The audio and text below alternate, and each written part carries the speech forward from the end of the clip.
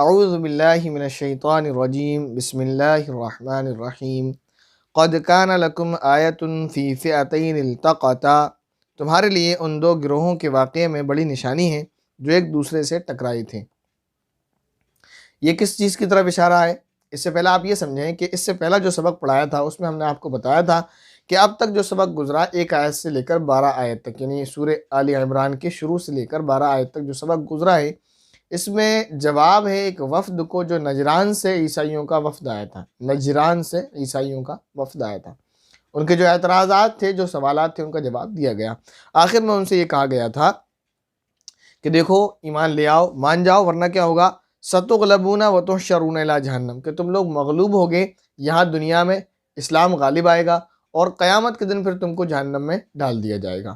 تو پھر یہ ہے اس کے بعد آگے کی بات ہے، وہ اگر یہ سوچنے لگیں کہ ایسا کیسے ہوگا تو اس کا جواب دیا جا رہا ہے کہ پہلے تو سمجھا دیا ایسا ہو جائے گا، اور تم اگر سوچو تو دیکھو اس کی ایک مثال تمہارے سامنے ہے۔ وہ کیا ہے کہ تمہارے لیے نشانی ہے دو ان گروہ میں جو آپس میں ٹکرا گئے تھے، جس میں سے ایک گروہ اللہ کے لیے لڑ رہا تھا اور ایک گروہ کافروں کا تھا۔ وہ اشارہ ہے جنگ بدر کی طرف کہ جنگ بدر میں جو معاملہ پیش آیا تھا اس میں کیا ہوا تھا۔ اللہ رب العزت فرماتے ہیں فئۃ تقاتل فی سبیل اللہ واخری کافرۃ یرونہم مثلیہم رأی العین، ان میں سے ایک گروہ اللہ کے راستے میں لڑ رہا تھا اور دوسرا کافروں کا گروہ تھا جو اپنے آپ کو کھلی آنکھوں سے ان سے کئی زیادہ گناہ دیکھ رہا تھا۔ یعنی جو مسلمان تھے جنگ بدر میں وہ 300 پلس تھے، 313 کے نام سے معروف ہیں، یعنی 313 تھے۔ یہ سمجھ لیں آپ، بعض روایت میں 14 اور 15 تک کا جو ہے ثبوت ملتا ہے، 313 معروف اور مشہور ہیں۔ بہرحال تو 313 تھے، اور ادھر جو ہے کفار کی جو تعداد تھی وہ کتنے تھے؟ وہ 1000 تھے، تو وہ ان سے ڈبل تھے، بلکہ ڈبل سے بھی زیادہ تھے۔ پھر اس میں بھی یہ کہ وہاں پر 700 تو اونٹ تھے کفار کے ساتھ، 700 اونٹ اور 100 گھوڑے، اور ان کے پاس تلواریں وغیرہ الگ تھیں۔ اور ادھر جو مسلمان تھے ان کے پاس افراد بھی کم، اور اسی طرح جو ہے ہتھیار بھی نہیں، اور جو کیا تھے، اونٹ کتنے تھے؟ کل جو ہے 7 اونٹ اور 2 گھوڑے تھے۔ یہ مسلمانوں کے پاس جو ان کا ہتھیار وغیرہ تھا، اس طرح وہ لڑ رہے تھے۔ تو کل 8 زین اور 2 تلواریں تھیں۔ اس طرح وہ اللہ کے راستے میں نکل پڑے۔ زین بولتے ہیں بلٹ پروف، جو ہے بلٹ پروف جیکٹ آپ سمجھ لیں، جو آج کل چل رہی ہے لوہے کی، جو آپ نے پرانی کہانیوں میں دیکھا ہوگا جو سینک وغیرہ پہنا کرتے تھے۔ تو 8 زین تھی کل اور 2 تلواریں، یہ ان کا کل سامان تھا۔ اللہ تعالیٰ فرماتے ہیں کہ سامنے والا گروہ جو تھا کفار کا گروہ، وہ دیکھ رہا تھا اپنے آپ کو کھلی آنکھوں سے کہ ہم مسلمانوں سے دگنے بلکہ دگنے سے بھی زیادہ ہیں۔ روایت سے پتہ چلتا ہے کہ کفار نے اپنے میں سے ایک آدمی کو، جس کا نام عمیر بن وہب جہمی ہے، اس کو بھیجا کہ دیکھ کر آؤ کہ مسلمانوں کی تعداد کتنی ہے اور ان کے پاس افراد اور اسلحہ وغیرہ کتنا ہے، کیا کیا ہے۔ وہ گیا اور دیکھ کر آیا۔ اس نے بتایا کہ کاؤنٹنگ میں تو ہم سے کم ہے، لیکن اس نے بتایا کہ ان کے اونٹوں کو دیکھ کر ایسا، مطلب ان لوگوں کو دیکھ کر ایسا لگتا ہے کہ اب وہ جیت کر ہی جائیں گے، ہاریں گے نہیں۔ یہ اس نے جو ہے ان لوگوں کو، مسلمانوں کو جب دیکھا، ان کے جذبے کو دیکھا، تو اس نے جا کر ان سے یہ کہا، اور یہ بھی کہا تھا کہ سوچ سمجھ کر لڑنا۔ بہرحال وہ لڑے اور انہوں نے نقصان اٹھایا۔ تو اللہ تعالیٰ یہ فرماتے ہیں وَاللَّهُ يُؤَيِّدُ بِنَصْرِهِ مَن يَشَاءُ، اور اللہ جس کی چاہتا ہے اپنی مدد سے تائید کرتا ہے۔ یعنی ادھر اگرچہ زیادہ تھے تعداد میں، ادھر کم تھے، ان کے پاس سواریاں بھی تھیں، ان کے پاس یہ سواری ان کے پاس نہیں تھی، یہ پیدل تھے، ان کے پاس ہتھیار تھے، ان کے پاس ہتھیار بھی نہیں تھے، لیکن اللہ نے ان کی مدد فرمائی اور جیتے، یہ غالب ہوئے اور یہ مغلوب ہوئے۔ تو تمہیں زندہ مثال یہ پیش کر دی کہ نہیں مانو گے تو تمہارا بھی نقصان اسی طرح ہو سکتا ہے۔ فرمایا کہ اللہ رب العزت نے ان فی ذلک لعبرۃ لأولی الابصار، بے شک اس واقعے میں آنکھوں والوں کے لیے عبرت کا بڑا سامان ہے۔ آنکھوں سے مراد دل کی آنکھیں سمجھ لیں آپ، دماغ کی آنکھیں سمجھ لیں، یعنی جو اپنی عقل اور دل کا استعمال کرتے ہیں ان کے لیے اس میں عبرت ہے۔ اگر وہ غور و فکر کریں گے تو ان کو سمجھ آئے گا حقیقی قدرت اور طاقت اللہ رب العزت کی ہے۔ نہ افراد سے کچھ ہوتا ہے، نہ اسلحہ سے کچھ ہوتا ہے، نہ اسی طرح کوئی اور آپ کے پاس جو ہے ذریعہ ہو، اسباب ہو دنیا کے، ان سے کچھ بھی نہیں ہوتا جب مقابل میں اللہ والے ہوں، اور جب مقابلہ اللہ والوں سے ہو تب۔ آگے اللہ رب العزت نے ارشاد فرمایا زُيِّنَ لِلنَّاسِ حُبُّ الشَّهَوَاتِ مِنَ النِّسَاءِ وَالْبَنِينَ وَالْقَنَاطِيرِ الْمُقَنطَرَةِ مِنَ الذَّهَبِ وَالْفِضَّةِ وَالْخَيْلِ الْمُسَوَّمَةِ وَالْأَنْعَامِ وَالْحَرْثِ، لوگوں کے لیے ان چیزوں کی محبت خوشنما بنا دی گئی ہے جو ان کی نفسانی خواہش کے مطابق ہوتی ہیں، یعنی عورتیں، بچے، سونے چاندی کے لگے ہوئے ڈھیر، نشان لگے ہوئے گھوڑے، چوپائے اور کھیتیاں۔ ذالک متاع الحیات الدنیا، یہ سب دنیاوی زندگی کا سامان ہے۔ واللہ عندہ حسن المآب، لیکن ابدی انجام کا حسن تو صرف اللہ کے پاس ہے۔ اس کا کیا مطلب ہے؟ اس کو تھوڑا آپ ایسے اور سمجھیں کہ جب نجران کا وفد آیا تھا تو راستے میں ایسا ہوا تھا، ان کا جو سربراہ تھا علمی اعتبار سے، اس وفد میں جو سب سے بڑا عالم تھا وہ تھا ابو حارثہ۔ یہ شخص اپنے بھائی کے ساتھ آیا تھا جس کا نام تھا کرز۔ تو راستے میں یہ ہوا، کرز کی سواری لڑکھڑائی اور وہ گر گیا۔ تو کرز نے یہ کہا برا ہو برے آدمی کا، اور مراد اس کی نبی آخر الزمان صلی اللہ علیہ وسلم تھے۔ ابو حارثہ نے جب یہ کلمہ سنا تو اس نے فوراً اپنے بھائی کو کہا کہ تو برباد ہو، تیرا برا ہو۔ تو جب اس کے بھائی نے اپنے بھائی سے کلمہ سنانی، کرز نے ابو حارثہ سے اسے بڑا تعجب ہوا کہ یہ تو اس بندے کے لیے میری برائی کر رہا ہے، حالانکہ یہ عیسائی تھے اور وہ مسلمان۔ تو اس نے وجہ پوچھی، ایسا کیوں؟ تم نے جواب میں مجھے کیوں برا کہا؟ تو کہا کہ تم انہیں برا نہ کہو، بلکہ وہ وہی پیغمبر ہیں جن کے ہم منتظر ہیں، جن کی بشارت ہماری کتابوں میں موجود ہے، جو نبی آخر الزمان صلی اللہ علیہ وسلم ہیں۔ تو وہ ان کو جانتا تھا، ایسا نہیں ہے۔ بارہا قرآن کریم نے یہ بات واضح کر دی، یہود اور نصارہ جو ایمان نہیں لائے وہ کم علمی کی وجہ سے نہیں، بلکہ بغض اور عناد اور ہٹ درمی اور ضد کی وجہ سے، جانتے سب کچھ تھے۔ تو ابو حارثہ کیونکہ عیسائیوں کا بڑا عالم تھا، اسے سب کچھ معلوم تھا، جانتا تھا، اس کے باوجود ہی نبی پاک صلی اللہ علیہ وسلم جب کرز نے یہ پوچھا کہ جب تم یہ جانتے ہو اور مانتے ہو کہ جس سے تم ملاقات کرنے جا رہے ہو وہ وہی نبی آخر الزمان ہیں جن کا ہم انتظار کر رہے ہیں، تو پھر ان پر ایمان کیوں نہیں لاتے؟ تو اس نے جواب میں یہ کہا کہ اگر ہم ان پر ایمان لے آئے اور ہم اگر مسلمان ہو گئے تو یہ بادشاہ روم، یہ سلاطین روم اور یہ عیسائی مملکت کے بادشاہ ہمیں جو نواز رہے ہیں، جو ہمیں انعامات دے رہے ہیں، جو دولت سے نواز رہے ہیں، جو عہدے دے رکھے ہیں اور جن عہدوں پر ہمیں سرفراز کر رکھا ہے، وہ ہم سے چھین لیے جائیں گے۔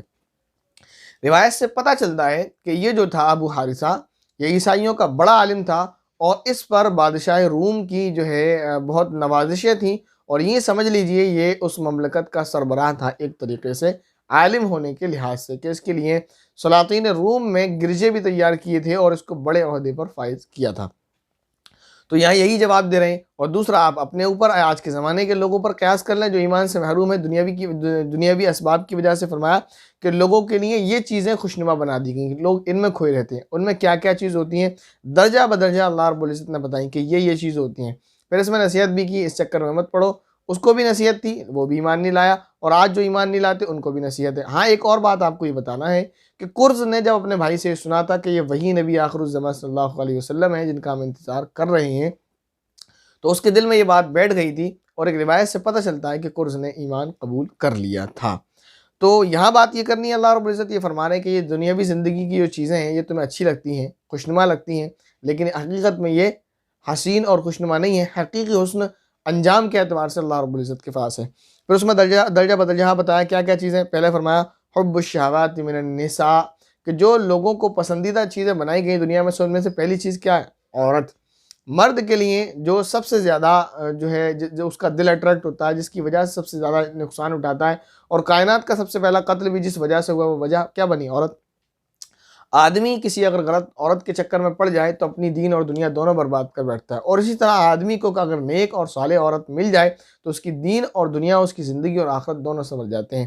نبی پاک صلی اللہ علیہ وسلم کی بھی حدیث ہے، نبی پاک صلی اللہ علیہ وسلم نے ارشاد فرمایا دنیا کی جتنے بھی سامان، اسباب، سامان سے مراد یہ نہیں، اب لوگ اعتراض کریں کہ عورت کو جو ہے سامان کہا، سامان سے مراد یہ کہ دنیا میں جتنی بھی چیزیں ہیں، خیر متاع الدنیا المرأۃ الصالحہ، کہ دنیا میں جتنی بھی چیزیں ان سب میں بہترین چیز اللہ رب العزت نے جو بنائی ہے وہ نیک بیوی ہے، کہ اگر نیک بیوی کسی کو مل جائے تو زندگی اس کی خوشگوار گزرتی ہے، سکون اس کی زندگی میں رہتا ہے۔ اگر بیوی فرمانبردار، محبت کرنے والی اور شوہر کی قدر کرنے والی، اس کی عزت کرنے والی، اس کی غیر موجودگی میں اپنی عصمت اور اپنے مال اور شوہر کے مال کی حفاظت کرنے والی، خیانت نہ کرنے والی اور شوہر کی فرمانبردار خدمت گزار بیوی مل جائے، اس کی زندگی اور آخرت دونوں سنور جاتے ہیں۔ اور اگر بیوی اس کو بری مل جائے جو بدچلن ہو تو اس کی زندگی بھی خراب ہوتی ہے، اور اگر اس کی باتوں میں وہ آ جاتا ہے تو اس کی آخرت بھی خراب ہو جاتی ہے۔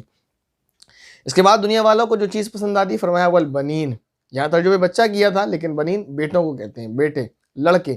اور آج دیکھ لیں آپ، جو جہالت قدیمہ تھی، یعنی زمانہ جہالت جس کو ہم بولتے ہیں، قدیم زمانے کی جہالت، اور آج نئے زمانے کی جہالت وہ لوٹ آئی۔ اسلام کا دور بیچ میں تھوڑا سا عروج پر تھا، پھر آج جہالت پھر لوٹ کر آئی ہے۔ پہلے بھی لڑکیوں کو برا سمجھتے تھے، لڑکوں کو اچھا سمجھتے تھے، اور آج بھی لڑکیوں کو برا سمجھنے لگے اور لڑکوں کو اچھا سمجھتے ہیں۔ یہ سمجھتے ہیں کہ لڑکے آخرت میں جو ہے بڑھاپے کی جو ہے لاٹھی ہیں، سہارا ہیں، اور لڑکیاں جو ہیں بوجھ ہیں ہمارے اوپر۔ حالانکہ اسلام عورت کو، لڑکی کو دنیا میں بھی نعمت اور رحمت قرار دیتا ہے، اور آخرت میں بھی جنت میں پہنچنے کا ذریعہ بتاتا ہے۔ ماں ہے تو قدموں کے نیچے جنت، بیٹی ہے تو جنت میں پہنچانے کا ذریعہ، بہن ہے تو جنت میں پہنچانے کا ذریعہ، اور اگر بیوی ہے تو پاکیزگی، طہارت اور ایمان کی حفاظت کا ذریعہ قرار دیا گیا۔ بیوی ہے تو فرمایا کہ یہ آدھا ایمان مکمل کرنے کا ذریعہ، کہ انسان جو ہے بد نگاہی سے بچ جاتا ہے، بد نظری سے بچ جاتا ہے، اور اپنی نفسانی خواہشات کو جائز طریقے سے پورا کرتا ہے، ناجائز طریقوں سے بچ جاتا ہے۔ تو بہت طریقے سے عورت مرد کے لیے ہر اعتبار سے اس کے لیے کیا، آخرت اور دنیا دونوں اعتبار سے بہترین اللہ رب العزت نے ذریعہ بنایا۔ تو اسلام میں تو لڑکا ہو یا لڑکی دونوں اولاد ہیں، دونوں برابر ہیں۔ اسلام اس میں فرق نہیں کرتا بحیثیت اولاد ہونے کے، جتنا لڑکا ہے جتنی محبت اس سے کی جائے گی اتنی محبت لڑکی سے، سب کچھ بالکل برابر۔ زمانہ جاہلیت میں لڑکیوں کو قتل کر دیا جاتا تھا، زندہ درگور کر دیا جاتا تھا، اور آج بھی یہ زمانہ جاہلیت جو لوٹ کر آیا، اس دور میں بھی آپ ایسا دیکھ رہے ہیں، اور ایسا دیکھنے اور سننے کو آپ کو مل جائے گا۔ تو وہ لوگ کیا کرتے تھے، لڑکوں کو پسند کرتے تھے۔ پھر فرمایا اللہ رب العزت نے وَالْقَنَاطِيرِ الْمُقَنطَرَةِ مِنَ الذَّهَبِ وَالْفِضَّةِ، کہ لوگوں کو کیا پسند آتا ہے کہ سونا چاندی کا ڈھیر ہو یا مال دولت۔ اور آج دیکھ رہے ہیں زمانہ جہالت میں بھی یہی تھا، اور جو زمانہ جہالت دوبارہ لوٹ کر آیا، اس میں بھی آپ دیکھ رہے ہیں کہ لوگوں کو حرص اور ہوس ہے اس بات کی کہ بس مال و دولت کسی طرح سے ہاتھ لگ جائے، اور اس کے پیچھے کتنی لڑائیاں، جھگڑے، قتل عام ہو رہا ہے، وہ آپ دیکھ رہے ہیں۔ اور کیا، والخیل المسومہ، نشان لگے ہوئے گھوڑے، اس سے مطلب مراد کیا ہے کہ اس زمانے میں جو گھوڑے تھے جو بہت خصوصیات کے حامل ہوتے تھے، ان پر جو ہے عرب کے لوگ نشان لگا دیا کرتے تھے، کوئی مہر وغیرہ بنا دیا کرتے تھے، تو اس طرح کے گھوڑے ان کو پسند آتے ہیں۔ فرمایا والانعام والحرث، اور چوپائے اور کھیتیاں وغیرہ، یعنی دنیا کی چیزیں لوگوں کو پسند آتی ہیں، تو ان چکروں میں نہیں پڑنا چاہیے۔ اللہ اللہ کرے آدمی اللہ کا ہو جائے تو پھر آخرت میں اس کے لیے بہترین انتظام اللہ رب العزت کے پاس موجود ہے۔ فرمایا قُلْ أَنَبِّئُكُمْ بِخَيْرٍ مِّن ذَلِكُمْ، کہہ دو کیا میں تمہیں وہ چیزیں بتاؤں جو ان سب سے کہیں بہتر ہیں۔ یعنی تمہیں اتنی چیزیں بتا دیں، اس کے پیچھے آج دیکھ رہے ہیں آپ کیا کیا ہو رہا ہے۔ اللہ فرماتے ہیں نبی پاک صلی اللہ علیہ وسلم سے کہ ان سے یہ کہہ دو کہ میں تمہیں ان سے زیادہ بہتر چیزیں بتاؤں، کیا ہے؟ وہ فرمایا لِلَّذِينَ اتَّقَوْا عِندَ رَبِّهِمْ جَنَّاتٌ تَجْرِي مِن تَحْتِهَا الْأَنْهَارُ خَالِدِينَ فِيهَا وَأَزْوَاجٌ مُطَهَّرَةٌ وَرِضْوَانٌ مِّنَ اللَّهِ وَاللَّهُ بَصِيرٌ بِالْعِبَادِ۔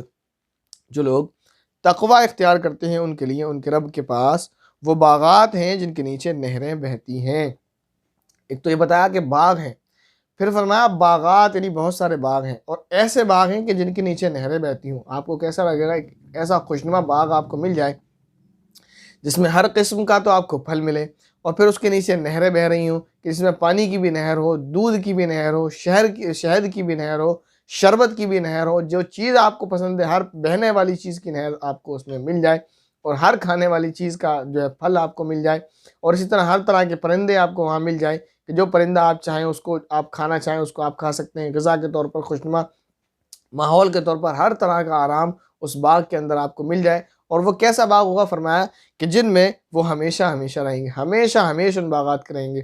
دیکھیں اس طرح کے باغات جو ہوتے ہیں، قرآن کریم کہتا ہے کہ ایسا باغ جس کے نیچے نہریں بہ رہی ہوں۔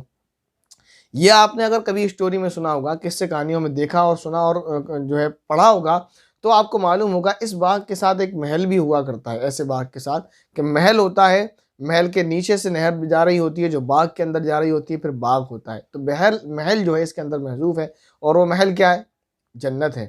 فرمایا ایسے باغات ہوں گے، خالی باغ میں آپ کو پیڑوں کے نیچے تو رکھا نہیں جائے گا، تو ایک خوبصورت محل بھی آپ کا ہوگا۔ فرمایا اور کیا ہوگا؟ پاکیز بیویاں ہوں گی وہاں پر۔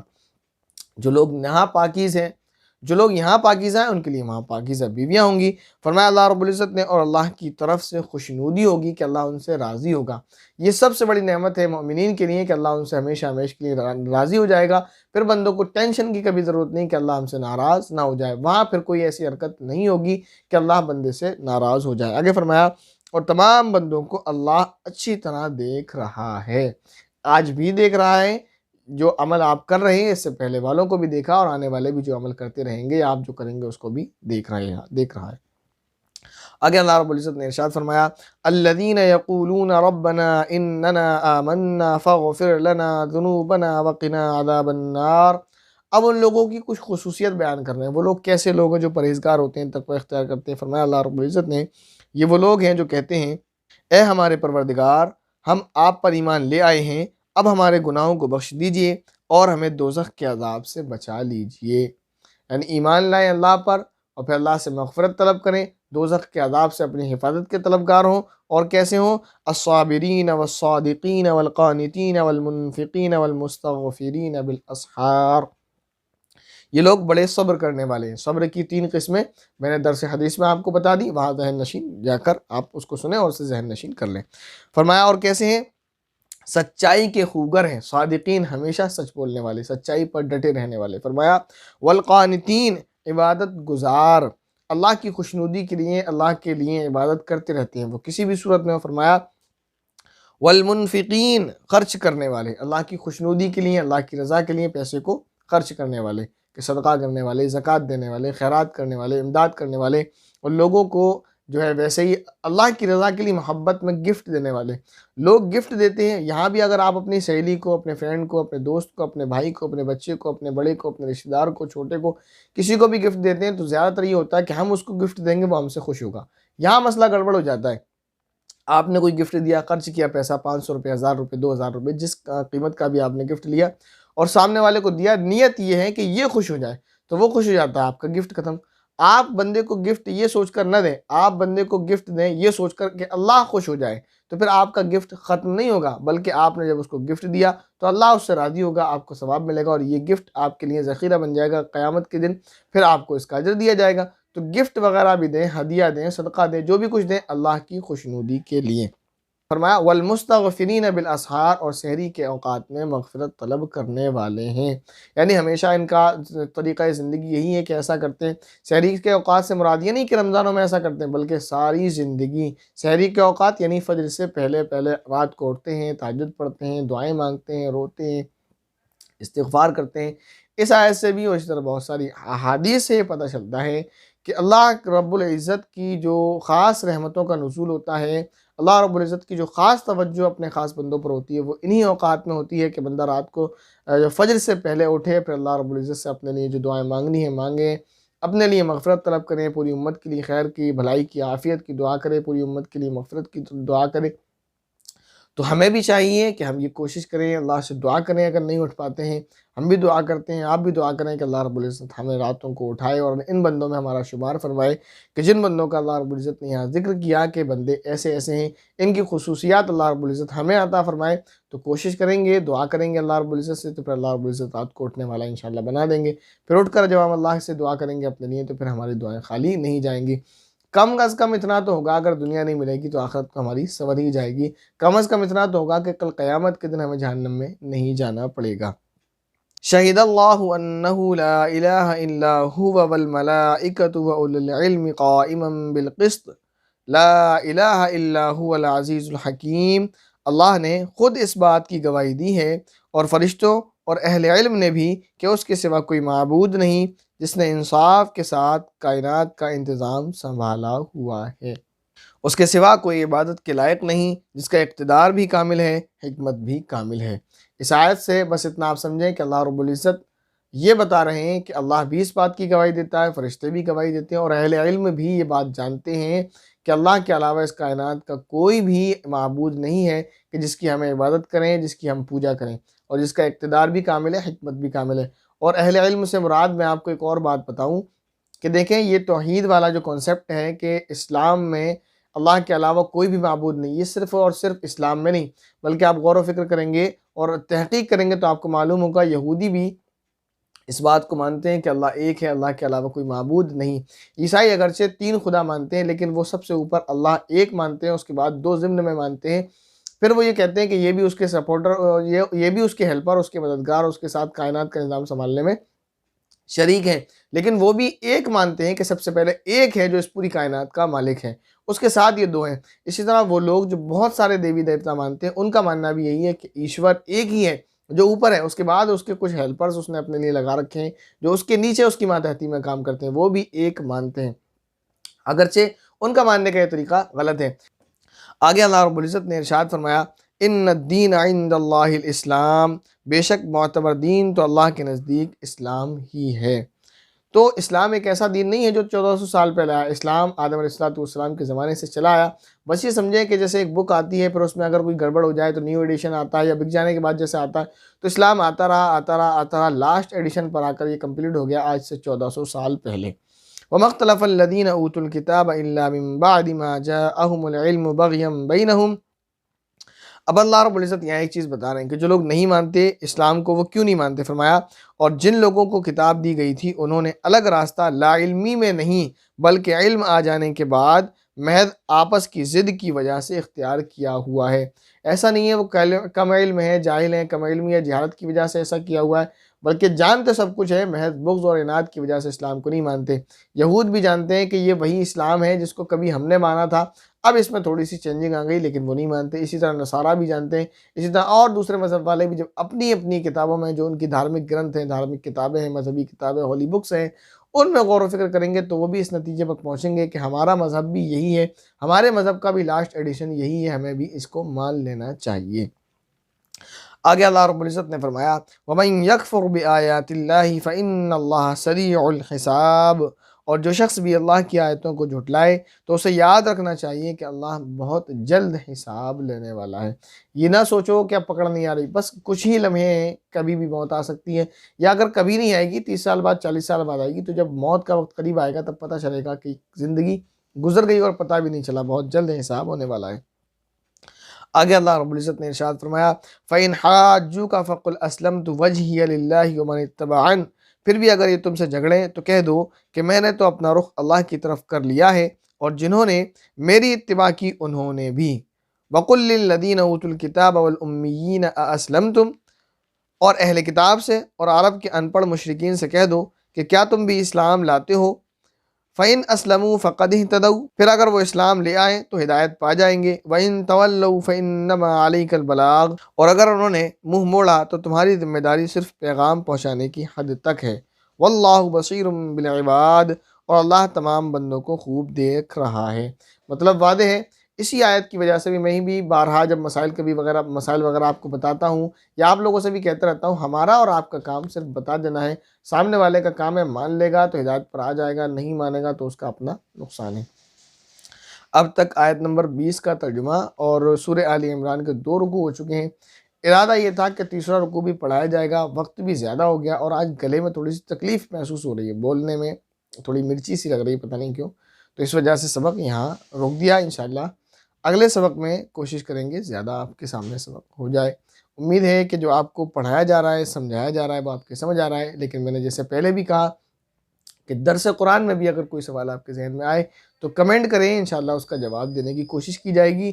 جس کو میں نے یہ بتایا کہ اس سے آپ کو بھی فائدہ ہوگا، میرے لیے بھی فائدہ مند ہے کہ ایسا ہو سکتا ہے کوئی سوال آپ کے ذہن میں ایسا آ جائے جس کو میں نے اب تک نہ پڑھا ہو یا جو میری ذہن سے ابھی تک نہ گزرا ہو، تو میں اس کو سرچ کروں گا، دیکھوں گا، اپنے بڑوں سے پوچھوں گا، تو میرے علم میں بھی اضافہ ہوگا۔ السلام علیکم ورحمۃ اللہ وبرکاتہ۔